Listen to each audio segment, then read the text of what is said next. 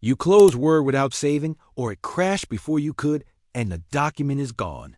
Before you assume the work is lost, there are a few places to look. Here's where Word hides your unsaved files. Word for Mac has an AutoRecovery feature that saves your document automatically every few minutes in the background. Open Finder, press Command plus Shift plus G, and paste this path exactly. ~/library/containers/com.microsoft.word/data/library/preferences/AutoRecovery. Press Enter. This folder contains AutoRecovery files from recent Word sessions. Look for a file with your document's name, or sort by date modified, and look at the most recent files.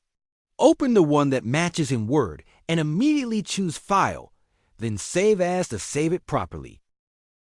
If you don't find it there, there's another location to check. Open Terminal by pressing Command plus Space. Type Terminal and press Enter. Type Open $TMPDIR and press Enter. This opens the temporary files directory in Finder. Look through the folders here for any Word files. They may not have obvious names, so sort by date modified and look at the most recent items. If you are using OneDrive, there's a version history option that can help. If the document was saved in a OneDrive folder, even just once, open OneDrive in your browser at onedrive.live.com. Find the document, right-click it, and select Version History.